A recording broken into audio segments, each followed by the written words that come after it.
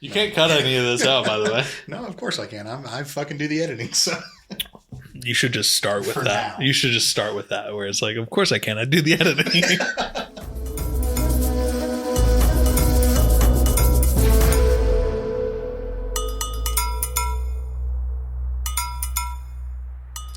Hello and welcome to the Dune Minute Podcast, your place to deep dive minute by minute into the cinematic adaptations of Frank Herbert's world of Dune. I'm one of your hosts, Zach. My name is John. How you doing today, John? Doing pretty good. Good deal. It's Glad to see you made it back. Yep, big amount of distance traveled to get back here. Well, I appreciate you doing it. We're going to be looking at the minute 2 of the 2021 Denis Villeneuve. I think I'm still saying that correctly. My opinion hasn't changed. Dune movie. This movie opens up with a sand dune with some weird red lens flares, and it ends with someone saying they became obscenely rich. Are they red to you? Because to me, they're orange. Like, I specifically see orange in the little flares and stuff. Okay, well, I saw a little red in there. Are you colorblind? I don't think so. I mean, you're looking at my condo right now. I'm pretty sure I painted all these walls the same color. Whatever you want to believe. Okay. Well, that's thank you for opening up a new insecurity for me. Yep, you're welcome. Appreciate that. Yep. That's something I will think about when I sleep tonight. But yes, there is the sparkle of melange in the air. And I think, last episode we were talking about cinematography and everything. I think what they did to portray spice in the atmosphere of Arrakis is just so cool. Obviously, it's not the first or it's not the last time we're going to see it here. And every time I see it, it's just the coolest thing to see. Oh, yeah, absolutely. Pretty close to the books, too. This is exactly how Frank describes it in his books. Frank and I, we're on a first-name basis. Yeah. Yeah, it's exactly how he describes it, just, rolling over the sand dunes in the desert. So, again, top marks for book accuracy on this one. One thing that I really like is the unknown voice that you and I know as Chani's voice, but the unknown voice to the viewer, talks about how my planet Arrakis is so beautiful when the sun is low. And she then goes on to say, something to the effect of how you can see the spice in the air. As soon as she says that and immediately afterwards, the spice is more prominent for the viewer. And I think that's just like a cool little touch. So if you're looking for it, you see the spice initially, and then obviously it ramps up more and more. Absolutely. I have in notes the thumper continues, still at the same 40 beats per minute as it was in the last minute. And then at the 13-second mark, I guess 1 minute, 13 seconds, we jump cut to a spice harvester.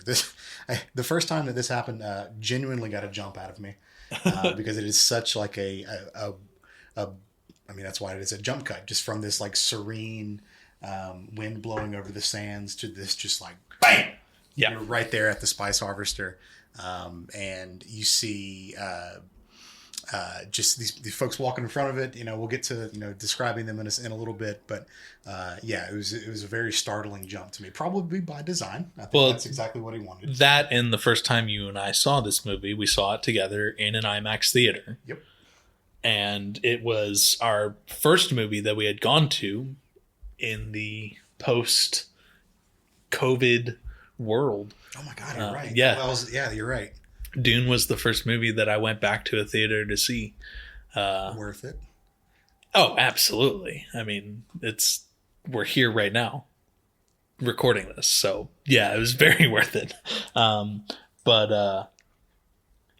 It was the first, in theater, big hard cut transition with theater sound and the Full like IMAX bass. rumbling of the entire room.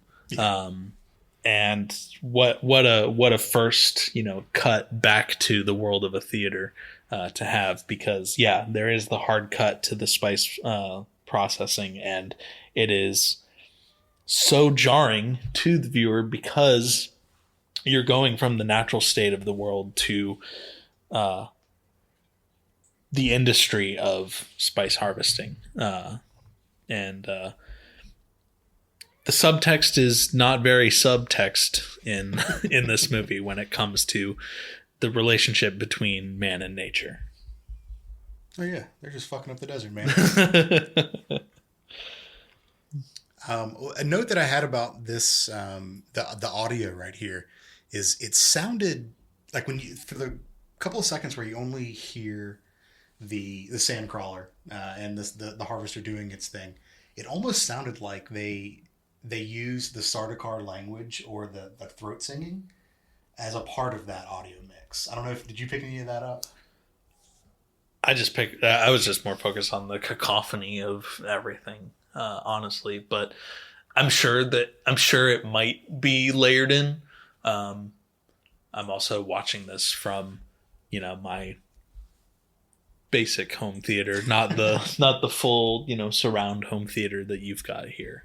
Oh, fair enough. So you need to go. You need to get some better stuff. I've been thinking about it a lot, actually, and it's so expensive. This episode brought to you by Sonos surround sound speakers. Not actually sponsored, by the way. No, not actually sponsored, but if they would like to send me some stuff, I would gladly take it. I think it's a little too early to be making sponsorship jokes. I'm going to be honest with you, Zach. All right. It's right after this that we see the first person in the movie. I noted it's just real dusty looking garb. Got some ponchos on. I think in my notes here I put dusty garb, gun, big head. Yes. I love the influence that all right. Alien came out in what, 1981, 82, something like that? Alien was after it was before David Lynch. David Lynch's Dune. So I think it was a couple years before. So yeah, 81, 82, something like that, yeah. But even Alien was influenced by H.R. Geiger's work. Of course. Point is that all these years later, H.R. Geiger is still so important as an influential model for sci-fi and everything.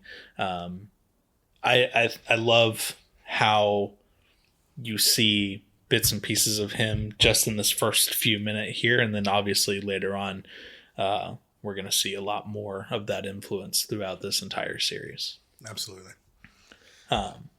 Big fan of all of his work. So as we see this person marching in front of the sand harvester, just a small note: the thumper's beats per minute goes up to 100. It does, and it gets louder as well. Yep, that was something that I noticed too. That moment where it increases is when you get that wider shot, and you see just the scale. Yes, And if this movie does one thing incredibly well, it's just showing the scale of everything.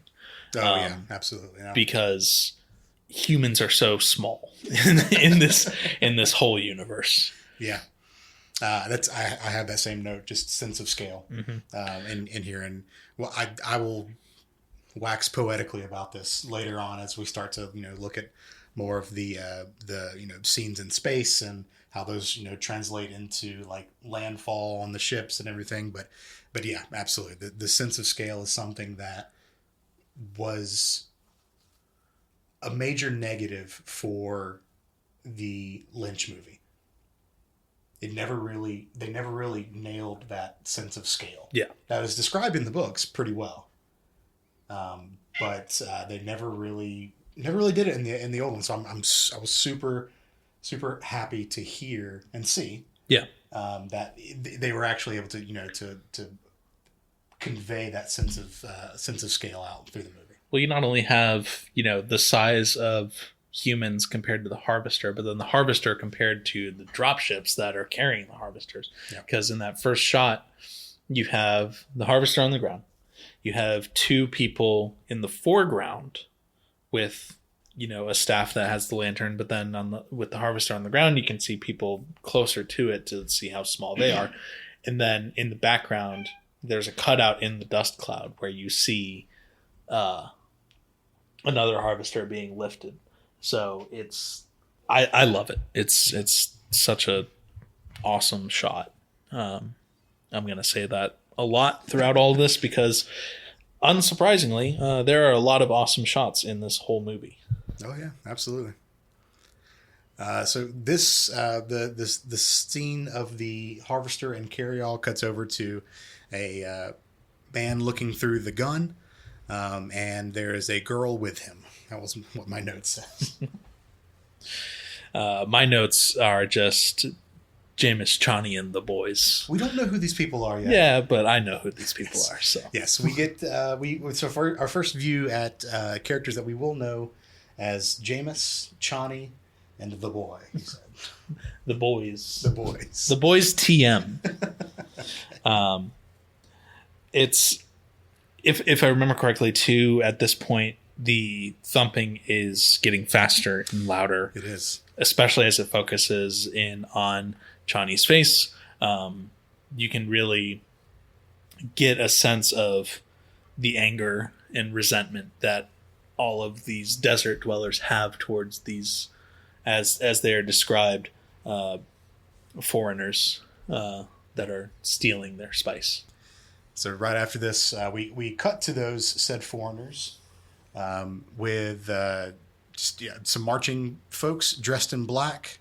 The thumper is up to 170 beats per minute at this point. It has risen from the 100 from a couple of seconds ago. And we hear those same djembe drums. First of all, love how, unadapted to the desert, the invading occupation of absolutely of the Harkonnens are, but I also just love how blind they are to being attacked in that moment. It really shows the mastery that that the natives have over their own land. Yeah, I think the actual attack happens in the next minute. Just a couple seconds from now. Did I get my notes wrong? Yep, you got your notes wrong. Okay, cool. Cut this out. Cut out the part where I look like an idiot. Actually, you know what? I'm dumb. Leave it in. So from here, we see the Harkonnens. They're marching up. But your point about them being like underprepared is absolutely correct, because they are walking out into the desert to look over, or at least in the city of Arakeen. They're walking out on this like balcony overlooking the where the spice harvesters are kept. There's this grid-like structure next to them where it's the spice silos, and you can see they're all full. I mean, this is kind of like their production ground, I guess. But the folks who walk out on this balcony, it does not look, they're not wearing any kind of head coverings, and they're all bald. And as a fellow baldman, that is a bad mix. Look, I'm pale and I'm afraid of the sun, but these guys are a whole new level of pale. Yeah, you don't do that. You got to wear something, but get some SPF, man. There's a mix of just no head coverings, or we see just like the full regalia of the hoods and everything. But yeah, it's just the fact that there's no consistency lets me think that these people are not from here. They're not native to the planet. No. Well, also the eyes, but we'll get to the eyes later on. It is right here where we do get the first mention of the Harkonnens, lovingly called the Outsiders. The disembodied voice of Chani mentions that the Harkonnens have ruled long before I was born. And we learn later that it's something close to 80 years they've been on the planet. It's a long time. Yeah, you can hear and feel the resentment in her voice. Rightly so. I would not be happy if someone showed up on my front lawn either, let alone my front planet. No, absolutely not. Yeah, and then they say here to close out the minutes, by controlling the spice production, they have become obscenely rich. Some Jeff Bezos shit for real. Yeah, yeah. I wonder how rich, but I guess we'll never know. And I don't know. at least until All of their BDSM gear probably costs a lot of money. Like, that whip that who we know as Rabin, it's probably not cheap. Probably not cheap. No, probably not at all. So, yeah, that's all I had for this minute. Anything else on your notes? Not really. Once again, we're we're in the second minute of the film. We're building worlds. We're Just deep in the exposition right now. yeah, not a whole lot going on action wise, but honestly, there's plenty of time for that later on. Yeah, and I will say, for those who have not watched the 1984 David Lynch Dune, I do highly recommend it. My personal opinion on the movie is that it is a terrible movie, but I love it so much. It is one of the best bad movies I've ever seen. Might just be because I'm a big fan of Dune, and I think any kind of adaptation from this universe is probably going to be something that I enjoy. But it is objectively a rough movie to get through. It's a great movie to watch if you want to take a nap, though. Sure. The beginning of that movie has about 40 minutes of exposition that you have to get through from a person who has no introduction other than the subtitles, I guess. Yep. And then you maybe see that person one more time in the movie. An hour in, they're just like hurried off the set. So I think they're doing a lot better job here. There's a lot of hurrying people off on sets in that movie. But we're not here to talk about that one. No. Okay, cool. Well, John, what would you rate this minute? I would give this probably 2.5 or 3 Shai-Huluds out of 10 Shai-Huluds. We're building on our world, but we're still building on our world here. So there's a lot of amazing shots, but in the grand scheme of things, the shots here are still only showing a taste of what's to come later on. Yeah, I think I'm right there with you. Yeah, 2.5, 3. I mean, we're introduced to a lot more of the world, as you said. So it can only go up. All right, cool. Well, you want to do this tomorrow? Sure. I guess I'll make the drive across town again. All right, cool. Well, we'll see you then.